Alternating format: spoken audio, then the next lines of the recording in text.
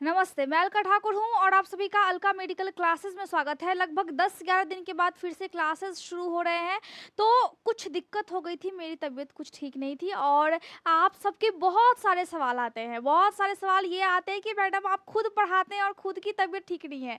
अरे भई, जब आपकी बॉडी का जब इम्यून सिस्टम स्ट्रॉन्ग रहता है, तो आपको कुछ भी नहीं होता है, लेकिन जब वही वीक हो जाएगा, सर्दी, ज़ुकाम, खाँसी सब चीज़ें होने लगती है, उसके बाद आदमी थोड़ा-सा वीकनेस फ़ील करने लगता है, तो वही चीज़ मेरे साथ था। तो बहुत ही एनर्जेटिक हो करके अब आप कॉपी और पेन निकालिए और साथ में हम पढ़ते हैं आज का लेक्चर। और आज का लेक्चर क्या है? आज का जो लेक्चर है वो बहुत ही इम्पोर्टेंट है। देखिए, आपको अभी तक किसी ने बताया नहीं होगा, लेकिन मैं आपको बता देती हूँ।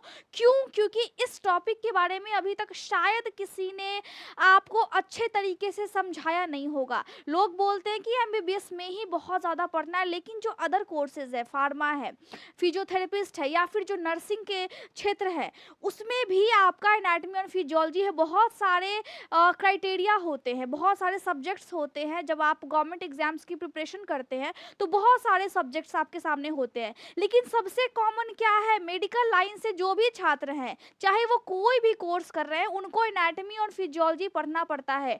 तो उसी के रिगार्डिंग हमने स्टार्ट किया था लेक्चर्स, और आज जो है वो चौथा लेक्चर है और आज हम अच्छे तरीके से पढ़ेंगे। खूब मन लगा करके हम पढ़ेंगे, तभी तो आगे बढ़ेंगे। तो आज का लेक्चर है चौथा, जिसको हमने स्टार्ट किया था। कौन सा लेक्चर है? द यूरिनरी सिस्टम हम पढ़ रहे हैं, जिसमें आज का बहुत ही छोटा सा टॉपिक है, लेकिन बड़ा इंपॉर्टेंट है, वजन रखता है ये अपने आप में। आपके एग्जाम्स में इसके क्वेश्चंस आ सकते हैं और साथ में बहुत सारे सवाल ऐसे आएंगे जो कि शायद आपको समझ में ना आए, शायद आपको लगे कि ये कहीं आउट ऑफ सिलेबस तो नहीं आ गया है, क्या मैंने इसके बारे में पहले पढ़ा था? आपके दिमाग में ये कन्फ्यूजन्स होने लगते हैं। तो जक्स्टा ग्लोमेरुलर एपरेटस के बारे में हम पढ़ेंगे। आप अगर पिछले वाले लेक्चर्स से हमारे साथ है, मेरे साथ है, आप मेरे साथ पढ़ रहे हैं, तो आपको पता होगा कि द यूरिनरी सिस्टम में हमने सबसे पहले पढ़ाई किस चीज़ की थी। चलिए, हमने पेन भी चेक कर लिया, आप अपने पेन चेक कर लीजिए, पानी का बॉटल साथ में रखना है और अच्छे तरीके से पढ़ना है। आज नहीं पढ़ेंगे तो कल आप फिर क्या होंगे? आप जिस भी क्षेत्र में आप जाएंगे, शायद आप उतना अच्छा ना कर पाए, लेकिन अगर आप पढ़ते हैं तो फिर आप बहुत अच्छा करेंगे। चाहे आप कोई भी काम कर रहे हैं, उसको अच्छे तरीके से यूनिक ढंग से करने का मजा ही कुछ और है। तो यहाँ पे हमने पढ़ा था किडनी, ठीक है। इसमें हमने किडनी के स्ट्रक्चर्स के बारे में डिस्कस किया था। फिर हमने ये डिस्कस किया था कि अगर हम किडनी को काट देंगे तो फिर वो कैसी दिखेगी। इसके बाद हम एक लेक्चर में हमने ये भी डिस्कस किया था कि अगर देखें तो किडनी जो बनी हुई है वो बहुत सारे नेफ्रॉन से मिलकर के बनी हुई है, और अगर हम नेफ्रॉन को माइक्रोस्कोप में देखते हैं तो वो कुछ ऐसा दिखता है। ये तो यहाँ पे अकेला है, लेकिन अगर दो इकट्ठा साथ में हो जाए तो कुछ इस टाइप का आपको देखने को मिलेगा।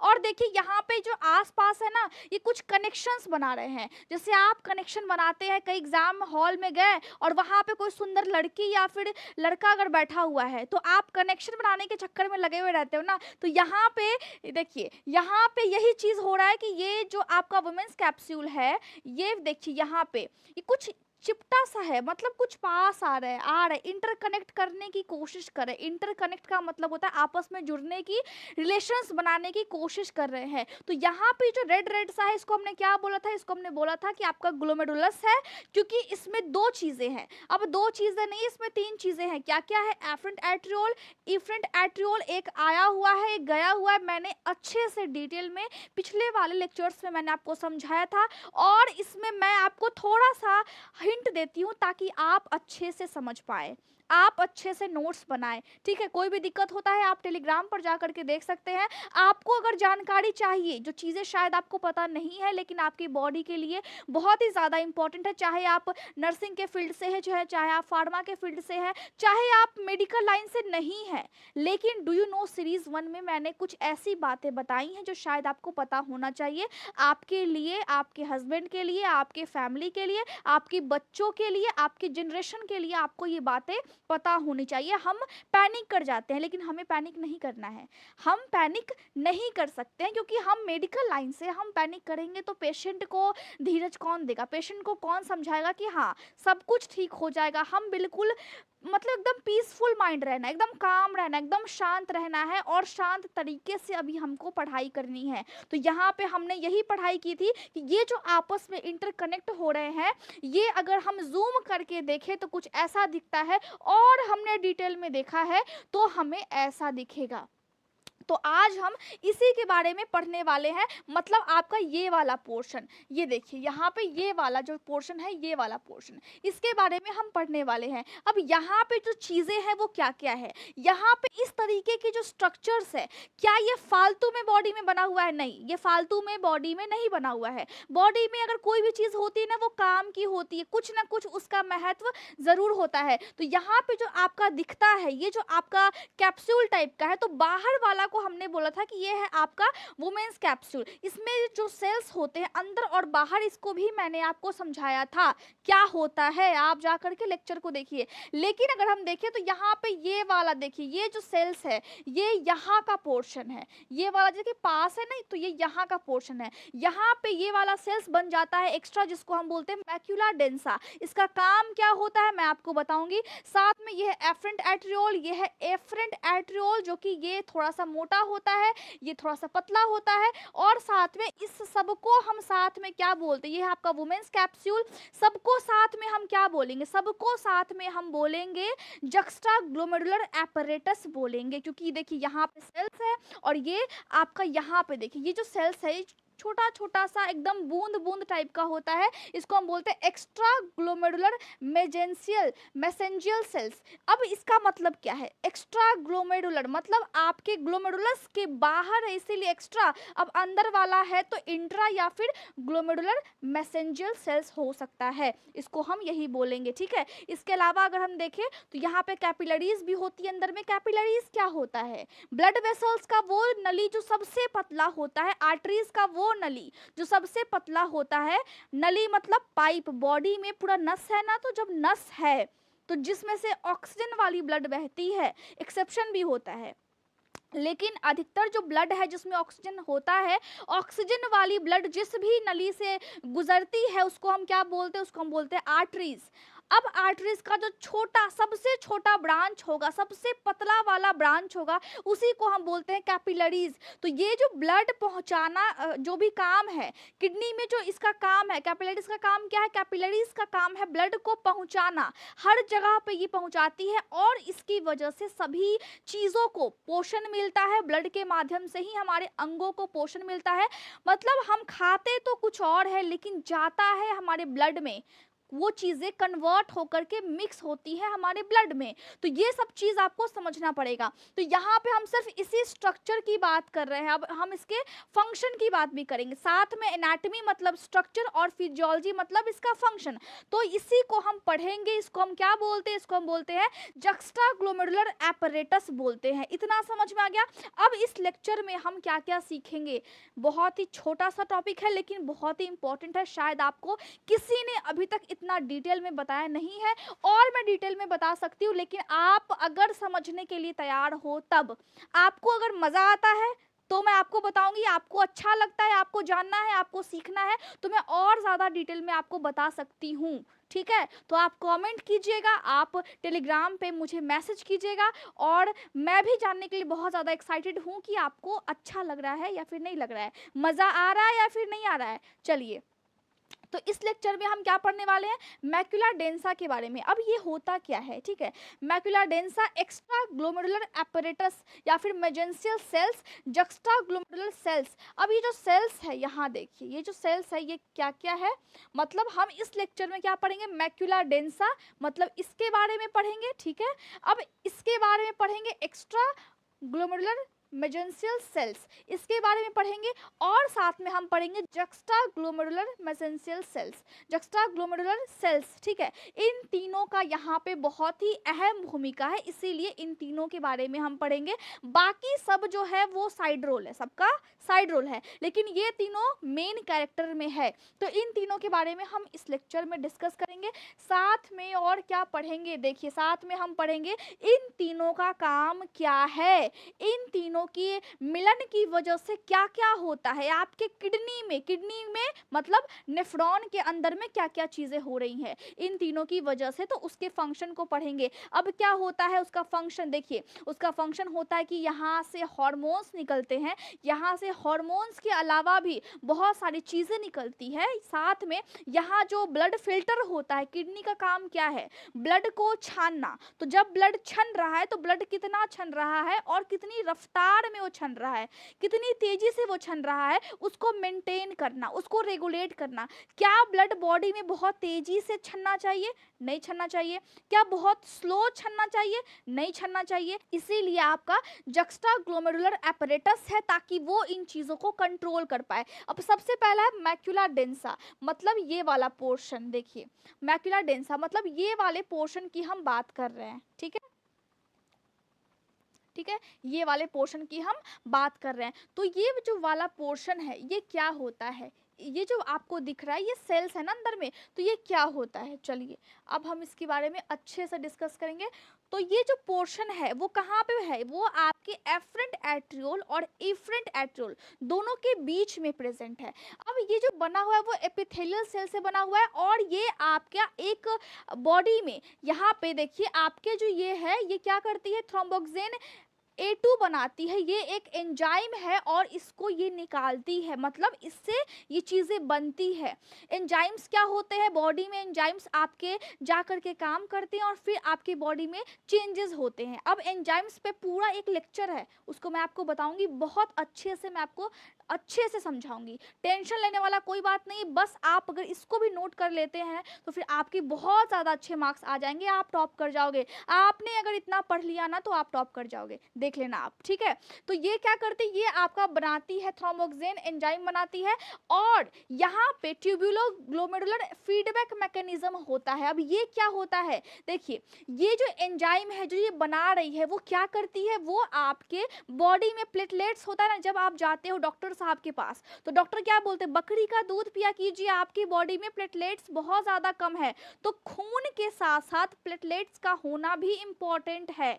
तो प्लेटलेट्स जब नया नया हमारे बॉडी में जब बनता है तो वो एक्टिवेट कैसे होता है, उसको एक्टिवेट कौन करता है, ये वाला एंजाइम करता है। मतलब सोचिए कि न्यूरॉन कहाँ आपके किडनी में है और वो जा कर के आपके प्लेटलेट्स को एक्टिवेट कर रहा है जो बना है, मतलब उसको ताकत दे रहा है कि हाँ अब तुम अपना काम करना शुरू करो, तुम्हारा काम अभी से शुरू होता है। कौन बोलता है, आपके बॉडी में मौजूद एक एंजाइम जिसको बना रहा है नेफ्रॉन। नेफ्रॉन के अंदर में कौन है मेन चीज जो इसको बना रहा है, मैक्युला डेंसा बना रहा है। तो क्या बना रहा है, थ्रोम्बोक्सिन A2 बना रहा है। अब यहाँ पे जो ये वाला है ट्यूबुलो ग्लोमेरुलर फीडबैक मैकेनिज्म, यहाँ पे सोडियम और पोटेशियम, सबको पता होगा कि सोडियम और पोटेशियम का अवशोषण भी होता है नेफ्रॉन में और वहाँ पे कभी कभी आपको अगर एक्स्ट्रा सोडियम है तो बॉडी से बाहर भी निकल जाता है। तो ये जो काम है इस काम को कौन करता है, आपके बॉडी में मौजूद मैक्युला डेंसा करती है, अपना अहम भूमिका यहाँ पे ये अदा करती है। इतना समझ में आ गया, बस सिंपल सी चीज है, इतना बस इन्होंने किया है। दूसरा हम पढ़ रहे हैं एक्स्ट्रा ग्लोमेरुलर मेसेंशियल सेल्स। जो ये मेसेंशियल सेल्स है वो कहाँ पे है, अब हम बात कर रहे हैं इसके बारे में। ये वाला, ये आपको दिखाई शायद नहीं दे रहा होगा लेकिन चलिए मैं कोशिश करती हूँ कि आपको दिखाई दे दे। ये जो छोटा छोटा जो रेड है ना, ये वाला लाल रंग का, ये और ये, ठीक है। अब इसके बारे में बात हो रही कि मैक्युला डेंसा के जस्ट नीचे ये जो बूंद बूंद सा है ये यहाँ पे क्या कर रही है।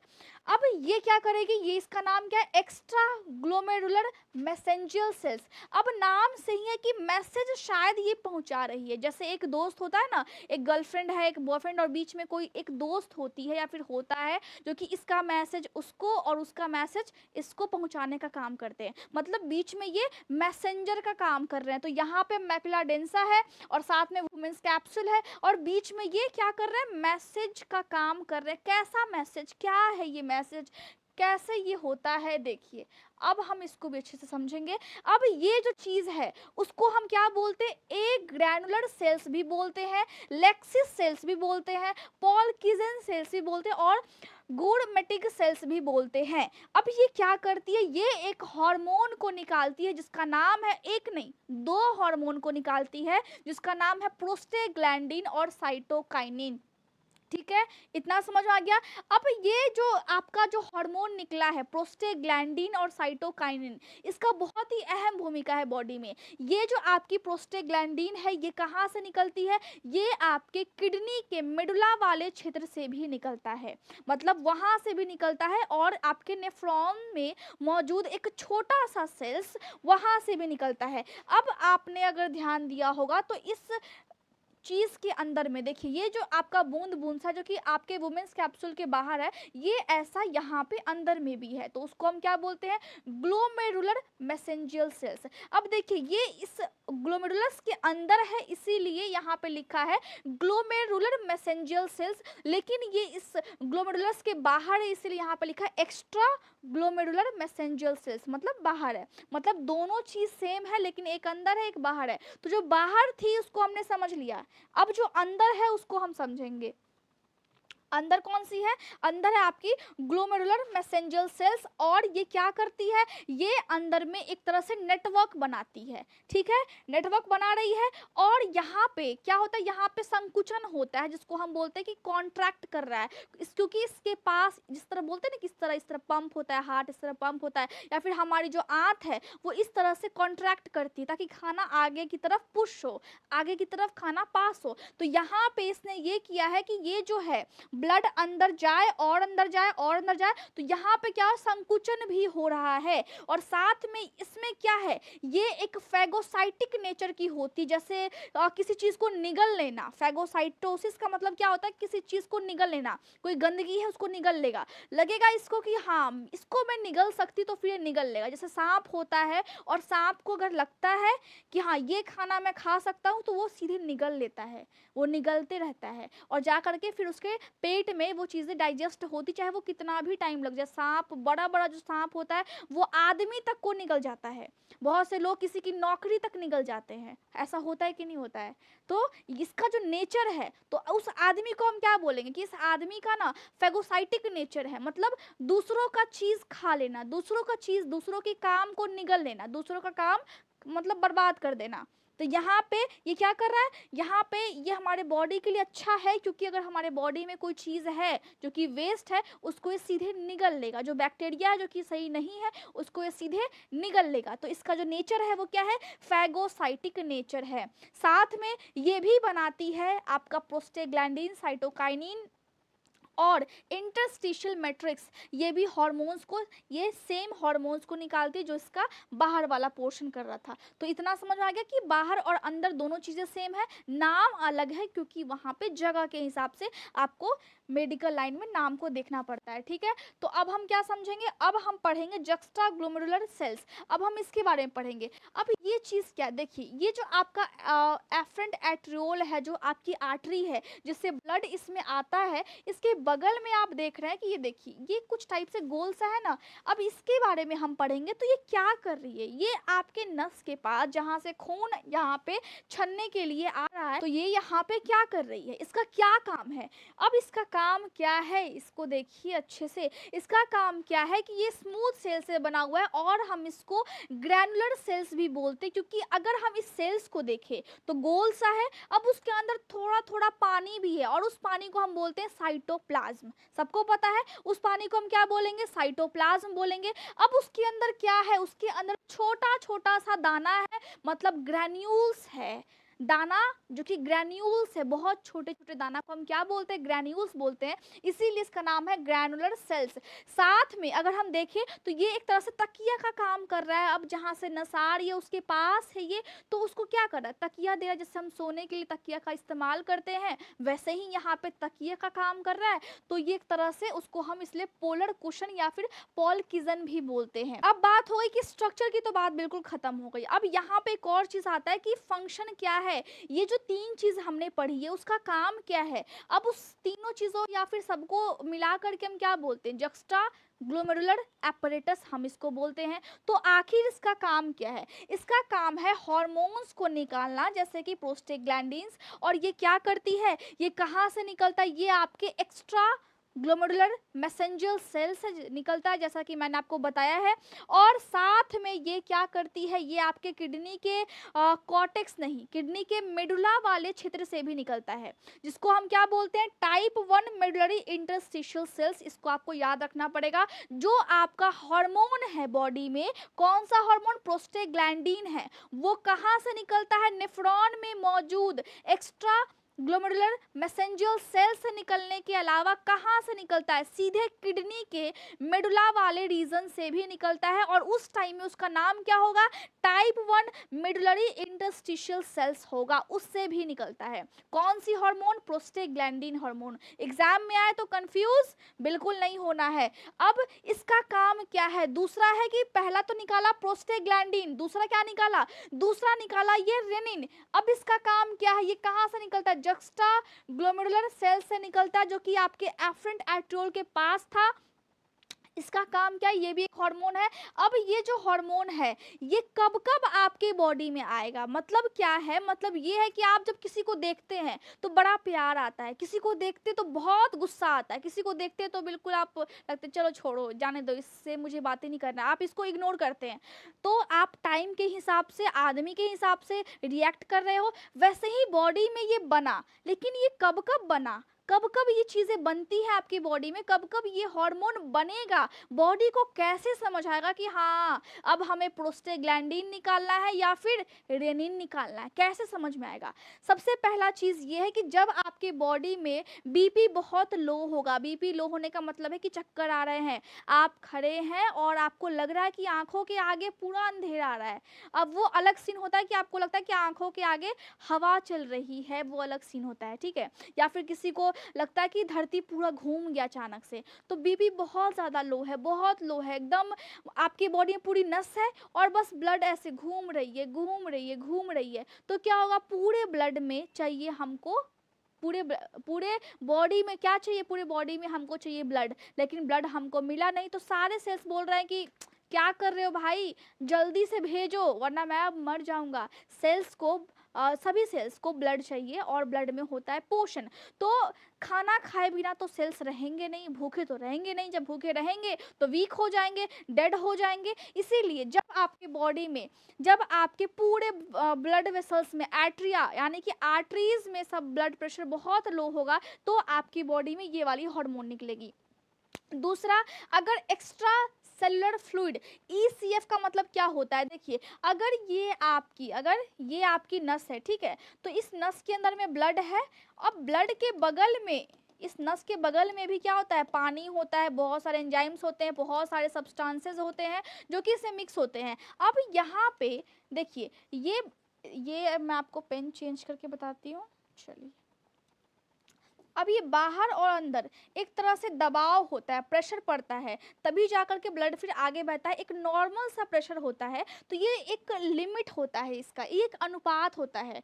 उस अनुपात से ज़्यादा अगर यहाँ पे प्रेशर लग गया आपके ब्लड वेसल्स में, आपकी बॉडी के अंदर में, तो फिर दिक्कत हो जाएगी। तो जब प्रेशर काफ़ी कम हो जाती है, उसी वजह से ऐसा हो जाता है, उसी वजह से आपकी बॉडी में फिर दिक्कत होता है और फिर आपकी बॉडी में ये वाली हार्मोन निकल जाएगी। बॉडी को पता लग जाएगा कि हाँ यहाँ गड़बड़ है तो वहाँ काम करना है। आपको भी पता होना चाहिए कि हाँ यहाँ गड़बड़ है तो यहाँ काम करना है, यहाँ हमें नहीं आ रहा है तो यहाँ के क्वेश्चन सॉल्व करने हैं, यहाँ मैं अटक रहा हूँ तो ये हमको सीखना है। आपको भी समझ में आना चाहिए, ठीक है। अब उसके अलावा सिंपैथेटिक स्टिमुलेशन होगा।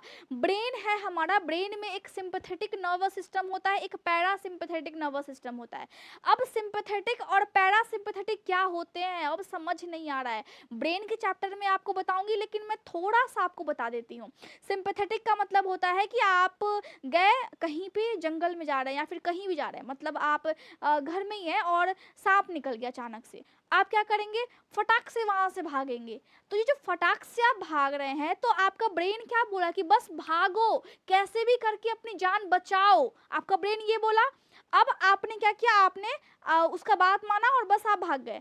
तो ये आपका जो बॉडी है वो ब्रेन के अकॉर्डिंग काम कर रहा है। एक क्रिटिकल सिचुएशन में वो जो चीज़ें होती है, इस टाइम में हमारा जो बीपी होता है बहुत ज़्यादा हाई होता है और हम बहुत एनर्जी के साथ एकदम भरपूर ऊर्जा आ जाती है हम में, और तब हम वो काम करते हैं। तो वो जो काम हम कर रहे हैं, जो हम भाग रहे हैं फटाक से, सिंपैथेटिक नर्वस सिस्टम की वजह से भागते हैं। उसके बाद हमको जब लगता है कि हमारे आसपास खतरा नहीं है, तो हम रिलैक्स करते हैं। तो हमें रिलैक्स कौन करता है, पैरासिम्पैथेटिक नर्वस सिस्टम हमें फिर रिलैक्स करती है।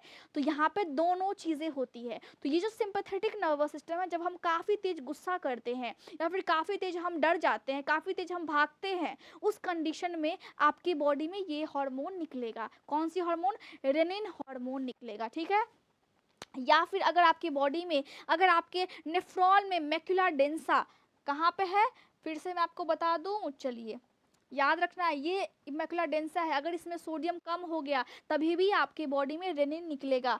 अब यहाँ पे जब ये निकल गया तो क्या होगा, जब ये निकल गया तो क्या होगा, जब ये निकल गया उसके साथ साथ एक और आपके बॉडी में एंजाइम निकलता है और उसका नाम है एंजियोटेंसिन। अब ये जो रेनिन है और ये जो एंजियोटेंसिन है, दोनों आपस में संबंध बनाते हैं, मतलब दोनों आपस में इंटरकनेक्ट करते हैं। संबंध बनाने का मतलब है कि एक नॉर्मल फ्रेंडशिप वाला इनका रिलेशन है, और फिर जा करके ये क्या करते हैं, यहाँ पे बनता है रेनिन एंजियोटेंसिन सिस्टम। दोनों एक सिस्टम बना देते हैं। अब सिस्टम क्या है, सिस्टम ये है कि जब जब बॉडी में रेनिन निकलेगा, तब उस टाइम में उसको हम क्या बोलते हैं, जब बॉडी में रेनिन निकला उस टाइम में उसका नाम क्या था, पहले रेनिन था, लेकिन जैसे ही ब्लड में मिक्स हुआ उस टाइम में उसका नाम क्या होगा, एंजियोटेंसिनोजन होगा या फिर रेनिन सबस्ट्रेट होगा। अब इसको हम बोलते हैं अल्फा 2 ग्लोबुलिन भी हम इसको बोलते हैं। ये एक प्रकार है और उस प्रकार को अगर आप पढ़ेंगे तो काफ़ी कंफ्यूज हो जाएंगे। सिर्फ इतना समझिए कि जब आपके ब्लड में रेनिन निकला तो उस टाइम में उसका नाम क्या हो गया बदल करके, जैसे ही आया एंजियोटेंसिनोजन। अब उससे फिर कन्वर्ट होकर के ये कैसे बनेगा, जैसे ही ब्लड में ये आया उसके बाद ये अपने आप को बदलना शुरू कर देंगे। बदलते ही क्या होगा, एंजियोटेंसिन 1 हो जाएगा। अब ये जो एंजियोटेंसिन 1 है उसका नाम क्या है, डेकापेप्टाइड। तो दोनों का सेम नाम है, आपको कंफ्यूज नहीं होना, दोनों का सेम नाम है, ठीक है। उसके बाद जैसे ही ये एंजियोटेंसिन 1 में कन्वर्ट हुआ, वैसे ही फटाक से कैसे बनेगा, फटाक से ये एंजियोटेंसिन 2 में कन्वर्ट हो जाएगा, जिसका नाम है ऑक्टापेप्टाइड। दोनों का नाम सेम है, इसमें कंफ्यूज बिल्कुल नहीं होना है। और इस टाइम में यहाँ पे देखिए ACE वाला जो एंजाइम है फिर वो होता है एंजियोटेंसिन कन्वर्टिंग एंजाइम के माध्यम से 1 से फिर ये 2 में, यानी कि डेकापेप्टाइड से ऑक्टापेप्टाइड में ये कन्वर्ट होती है। ये जो आपकी एंजियोटेंसिन है, ठीक है, ये जो आपकी एंजियोटेंसिन है वो क्या है, वो आपके बॉडी में ज़्यादातर जो कन्वर्ट होता है 1 से 2 में आपके फेफड़े में होता है, ठीक है। और ये जो एंजियोटेंसिन कन्वर्टिंग एंजाइम है ये आपके खून में पाया जाता है, आपके ब्लड वेसल्स में, आपकी किडनी में, आपके ब्रेन में। आपकी किडनी के ऊपर एक ग्लैंड होता है एड्रिनल ग्लैंड, उसमें भी ये प्रेजेंट होता है। तो 1 से 2 में आया, 2 से फिर ये 3 में जाएगा। अब बिल्कुल 1 से 2 मिनट तक ये 2 में रहा, 2 वाले फेज में था, और बिल्कुल 2 मिनट के बाद फटाक से फिर ये 2 से 3 में हो गया। मतलब एंजियोटेंसिन 2 से फिर 3 में आ गया। तो जैसे ही 2 से आया तो उसको हम क्या बोलेंगे, हेप्टापेप्टाइड हम उसको बोलेंगे। और जब यहाँ पे ये आता है तो बीपी काफ़ी तेज हो जाता है। अब यहाँ पे जो 2 से 3 में कन्वर्ट हुआ है वो एक एंजाइम के माध्यम से कन्वर्ट हुआ। कौन इसका साथ दिया है, अगर कोई लड़की भागती है, कोई लड़का अगर भागता है तो कोई ना कोई एक दोस्त होता है जो उसका साथ देता है कि हाँ जाओ तुम्हारे पीछे मैं हूँ सबको जवाब देने के लिए, मैं सब कुछ मैनेज करूँगा। तो यहाँ पे जो 2 से 3 में कन्वर्ट हुआ है फटाक से, जो ये कन्वर्ट हुआ है बदल गया है, तो कौन इसको साथ दिया है, एंजियोटेंसिन नेजेस। यहाँ पे ये वाली एंजाइम इसका साथ दी है जो कि आपके ब्लड में और आपके सेल्स में, टिश्यूज में पाया जाता है। इतना समझ में आ गया।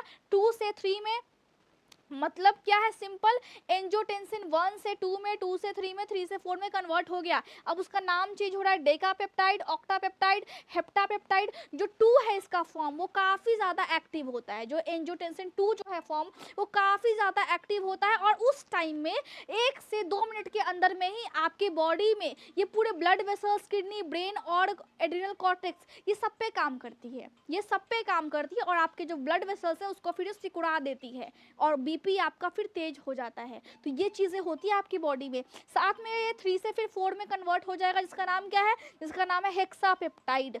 और हम डिटेल में जा सकते हैं, लेकिन इतना बस जानना आपके लिए इनफ है, ठीक है।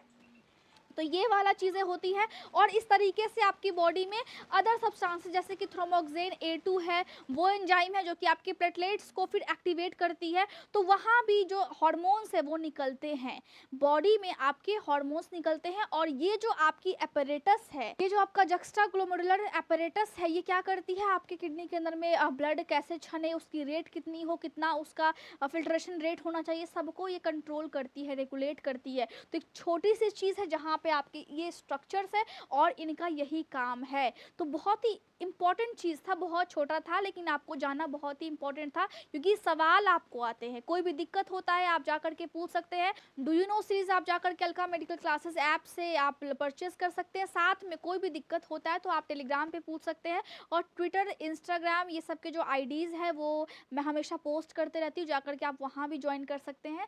तो उम्मीद करती हूँ कि आपको अच्छे से समझ में आया होगा, बहुत ही अच्छे तरीके से मैंने आपको बताया है, और अच्छे से आपको पढ़ना है। मैं आपसे फिर पूछूंगी, ठीक है। तो थैंक यू सो मच।